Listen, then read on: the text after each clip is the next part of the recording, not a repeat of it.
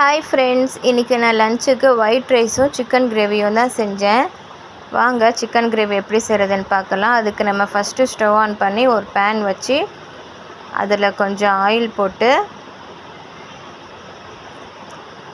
அப்புறமா ஒரு ஸ்பூன் சோம்பு, அப்புறமா கொஞ்சம் ஜீரகம், 2 தக்காளி எல்லாம் போட்டு நல்லா வதக்கிக்கலாம்.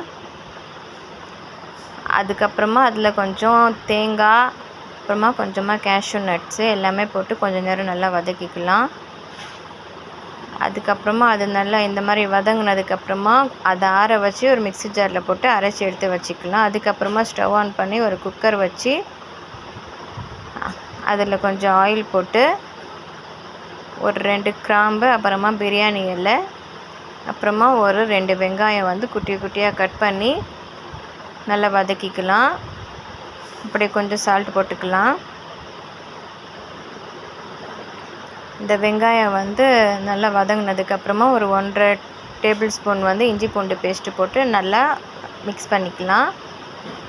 அதுக்கப்புறமா ஒரு 1/4 டீஸ்பூன் மஞ்சள் தூள், அதுக்கப்புறமா ஒரு ஸ்பூன் மிளகாத்தூள், 1 ஸ்பூன் பெப்பரு, அப்புறமா ஒரு 1/2 ஸ்பூன் கரம் மசாலா எல்லாமே போட்டு நல்லா மிக்ஸ் பண்ணிக்கலாம்.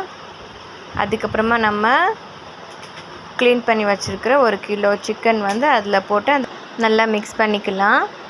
அதுக்கப்புறமா நம்ம ஃபஸ்ட்டு ஒரு மசாலா அரைச்சி வச்சுருந்தோம்ல, அது போட்டுடலாம். அது அந்த ஜாரில் இன்னும் கொஞ்சம் தண்ணி போட்டு அதை கழுவி அதிலே ஊற்றிடலாம். அதுக்கப்புறமா 1 ஸ்பூன் சால்ட்டு போட்டு கொஞ்சமாக கொத்தமல்லி, ஒரு பச்சை மிளகாய் எல்லாம் போட்டு குக்கர் மூடிட்டு ஒரு 3 விசிலுக்கு விட்டுடலாம். அதுக்கப்புறமா நம்ம ஓப்பன் பண்ணோன்னா டேஸ்டியான சூப்பரான சிக்கன் கிரேவி ரெடி.